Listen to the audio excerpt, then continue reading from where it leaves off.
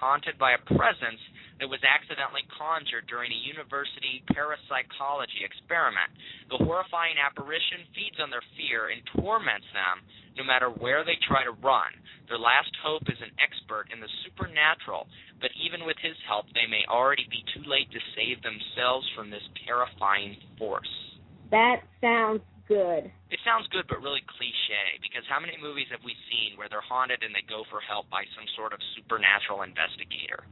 But see, hopefully, I know this storyline has been done over and over again. Hopefully they can find some way of throwing in a new twist to it, where it, like, it's something we honestly really didn't expect. Right. What about Piranha? Piranha 3 is coming out. In 3D. More tales of the prehistoric man-eating piranhas in 3D. Those little things are scary looking. That's all I can say. Have you seen any of those films? Yep. Is this the first 3D film they've done with Piranha? I want to say yeah, but I'm not too positive. But, I mean, they're just little itty-bitty tiny fishes with really sharp teeth. Mm-hmm. What's more scary than that? I'm not really a huge fan of the kind of things with the giant man-eating sharks and the piranhas. I just think that's too fake to really scare people. But for me, it's like I'm not a big alien person. I'm not scared of alien films. Neither am I. Okay. But I'm not afraid of vampires either now, thanks to that crappy trilogy called Twilight. But we won't bash that right now, you know. And surprisingly, in the apparition, Ashley Greene, who plays Alice in Twilight, is going to be starring in that. Then I'm not going to see it. I'll let you know how it is. No thanks. Anyway, now this sounds kind of interesting. October, it's going to be it's to be decided, coming out sometime in October. Hansel and Gretel, Witch Hunters. I just heard about that today. And we all know the Hansel and Gretel children's story, but Hansel and Gretel, Witch Hunters, takes place 15 years after the siblings' incident at the gingerbread house. The two are now specialized bounty hunters looking to put down the cackling black hat set.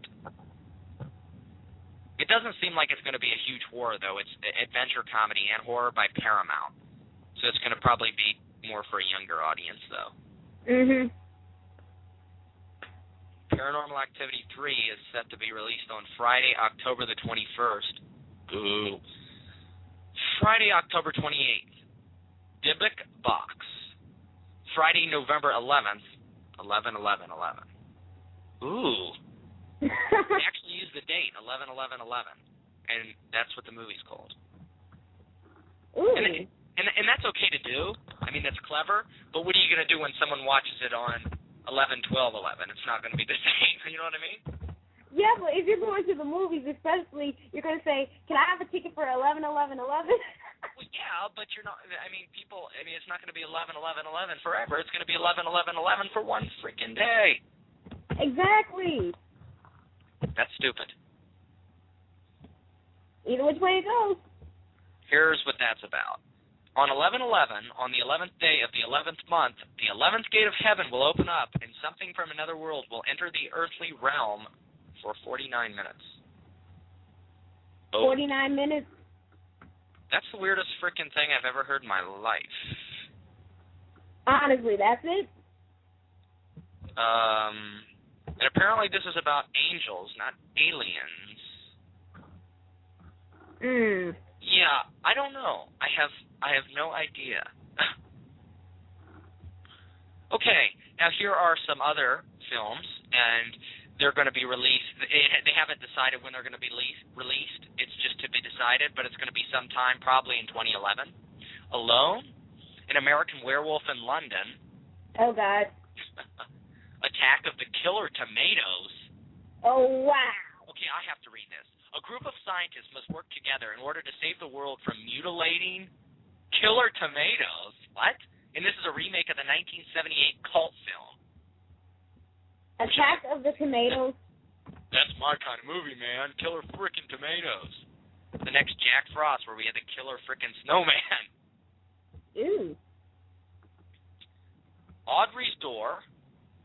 Bell Witch. Bruce versus Frankenstein, Come Closer, Dracula Year Zero. We better go over that. That could be intriguing for someone, seeing if it relates back to the original classic. Centers on the epic origin of Dracula, weaving vampire mythology with the true history of Prince Vlad the Impaler and showing him more as a vengeful hero than the monster seen in Bram Stoker's classic novel. Interesting. Yeah. By the way, have you seen the original Dracula? No, I haven't. No? Haven't. What's wrong with you? Like I said, there are some horror movies that I take a lot of interest in. Others I haven't either seen, or some of them I just can't. Yeah, I can't stay awake. Okay, fair enough. The next one we have is Heart-Shaped Box. Now, I really want to read the description on this because that's something that really catches my interest. Heart-Shaped Box.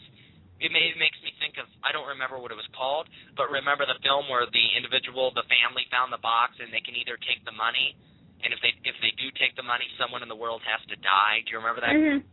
Yeah, I remember that. It reminds me something of that. Let's see what Heart-Shaped Box is going to be about. A rock star is obsessed with the occult and buys a suit advertised in an online auction site as haunted by its dead owner's ghost. He ultimately is forced to confront the ghost and demons of his own past. Well, that doesn't relate anything to what I was thinking. It made me think of It made me think of My Bloody Valentine all over again. Oh, yeah. I thought of that, too, for a minute there. But to me, that just sounds like the movie The Ghost of Girlfriend's Past or something like that. Oh, yeah. Similar. Hellbenders, Hellraiser Revelations, and if you remember a few weeks ago on the show, we had the classic I Am Pain Hellraiser quote there. So we have another Hellraiser coming out. Yeah. We have one called Ink, Jeepers Creepers 3, Cathedral, Julia's Eyes. Now that's one I want to read about, Julia's Eyes, because there's so many metaphors that can be used for the word eye. Mm-hmm. In all these horror movies. In Saw, the key is right before your eye. There's just so much that can be used with the eye because they say the eyes are the doorway to the soul, and such. This film's about, let's see here. The film tells the story of a woman slowly going blind as she investigates the mysterious death of her twin sister. That sounds more like a Lifetime movie to me. The only genre listed as horror. I guess we're just going to have to, it's to be decided when it's going to be released, so maybe they haven't really, thought too much into it yet. I don't know. Mm-hmm. I guess we'll see. Okay. We have Knights of Badassdom. We have Playback. That's something I'm curious to see what that means. This sounds good. A group of high school students make a film about a grisly crime that took place in their town 17 years ago. As they dig deeper, an ongoing horror possesses their souls and tears their lives apart. Now that sounds interesting. That to me does sound very interesting. And they're in pre-production right now, and they're going to be going into theaters sometime in 2011 to be decided. Thriller, suspense, and horror are the tags for that one. But that's definitely one that catches my intrigue there. Mine as well.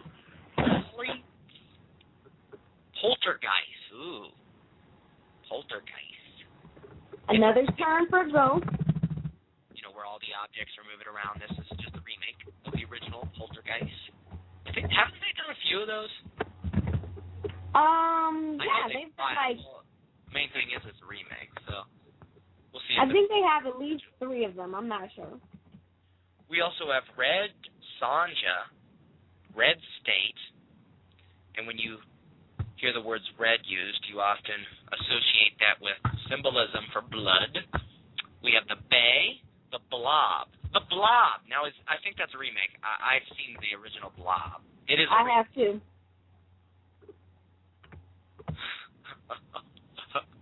Oh my gosh. Ooh, you know who this is going to be done by? By? Rob Zombie. Rob Zombie is directing the remake of Blood